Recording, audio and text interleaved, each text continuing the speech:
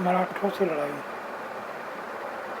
18वीं शताब्दी के आखिर से कंपनी मराठों की ताकत को भी काबू और ख़त्म करने के बारे में सोचने लगी थी। 1761 में पानीपत के तीसरे संघर्ष के बाद मराठा शक्ति विकेंद्रीकृत होकर स्थानीय सत्ता के रूप में उभरी। उन्हें कई राज्यों में बांट दिया गया। इन राज्यों की बागडोर सिंधिया, होलकर, गायकवाड़ और भोसले जैसे अलग अलग राजवंशों के हाथों में थी। ये सारे सरदार एक पेशवा सर्वोच्च मंत्री के अंतर्गत थे। पेशवा इस राजमंडल का सैनिकों प्रशासन के प्रमुख होता था और पुणे सत्ता का केंद्र था। महावीर सिंधिया और नाना फडणवीस 18वीं सदी के आखिर के दो प्रसिद्ध महाराठा योद्धा और राजपूत थे। पहला युद्ध 1782 में सालबाई संधि के साथ खत्म हुआ, जिसमें कोई पक्ष की जीत नहीं हुई। दूसरा अंग्रेज मराठा युद्ध 1803 से 1805 कई मोर्चों पर लड़ा गया। इसका नतीजा यह हुआ कि उड़ीसा और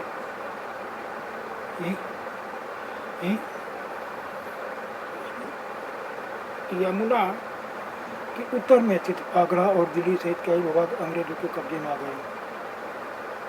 अंततः 1817 से 1819 के तीसरे अंग्रेज मराठा युद्ध में मराठों की शक्ति समाप्त हो गई। पेशवा को पुणे से हटाकर कानपुर के पास बिठूर पेंशन पर भेज दिया गया। अब बिंद के दक्षिण में से पूरे भूभाग पर अंग्रेज का नियंत्रण हो चुका था। 19वीं सदी की शुरुआत से कंपनी क्षेत्रीय विस्तार की अक्रम नीति पर चल रही थी। लॉर्ड हेस्टिंग्स 1813 से 1823 के नेतृत्व में सर्वोच्चता की एक नई नीति की शुरुआत हुई। कंपनी का दावा था कि उसकी सत्ता सर्वोच्च, इसीलिए वह भारतीय राज्यों से ऊपर है। अपने हितों की रक्षा के लिए वह भारतीय रियासतों का अधिग्रहण करने या उनको अधिग्रहण की धमकी देने का अधिकार उनके पास मानती थी। यह सोच बाद में भी अंग्रेजों की नीतियों में दिखाई देती रही।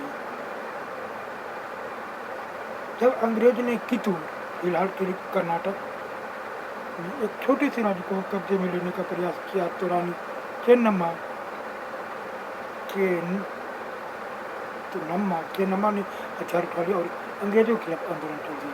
1824 में उन्हें गिरफ्तार किया और 1829 में जेल में ही उनकी मृत्यु हो गई। चेन्नम्मा के बाद कितूर स्थित संगोली के एक गरीब चौकीदार हराई यन्ना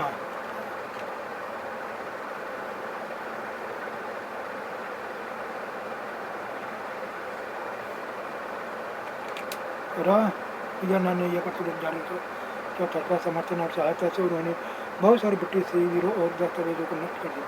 आखिरकार उन्हें भी अंग्रेज ने पकड़कर 1830 में फांसी पर लटका दिया। 1830 के दशक के अंत में ईस्ट इंडिया कंपनी रूस के प्रभाव से बहुत डरी हुई थी।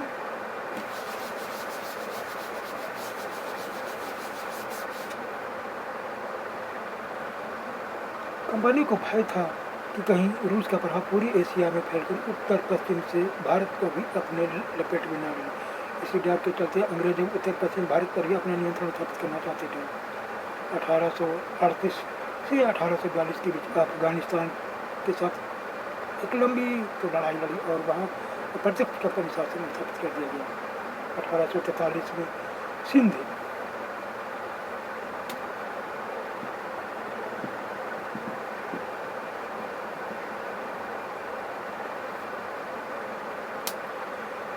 भी कब्जे में आ गई।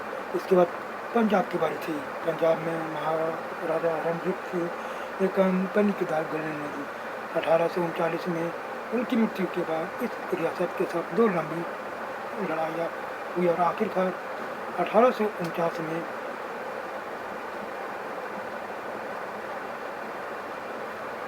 पंजाब का भी अधिग्रहण कर लिया गया।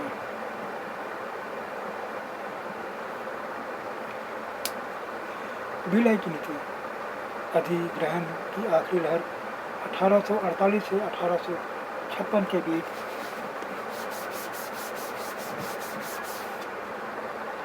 गवर्नर जनरल बने लॉर्ड डलहौजी के शासनकाल में चली। लॉर्ड डलहौजी ने एक नई नीति अपनाई जिसे विलय नीति का नाम दिया गया। यह सिद्धांत इस तर्क पर आधारित था कि अगर किसी शासक की मृत्यु हो जाती है या उसका कोई पुरुष वारिस नहीं है तो उसकी रियासत हड़प ली जाएगी, यानी कंपनी के भूभाग का हिस्सा बन जाएगी। इस सिद्धांत के आधार पर एक के बाद एक कई रियासतें 17 1948 संबलपुर 1848 संबलपुर 1850 उदयपुर 1852 नागपुर 1853 और झांसी 1854 अंग्रेजों के हाथों में चली गई। आखिरकार 1856 में कंपनी ने अवध को भी अपने नियंत्रण में लिया। इस पर अंग्रेजों ने एक नया तर्क दिया। उन्होंने कहा कि वे अवध की जनता को नवाब के कुशासन से आज़ाद करने के लिए कर्तव्य से बंधे हुए हैं, इसीलिए वे अवध पर कब्जा करने को मजबूर हुए।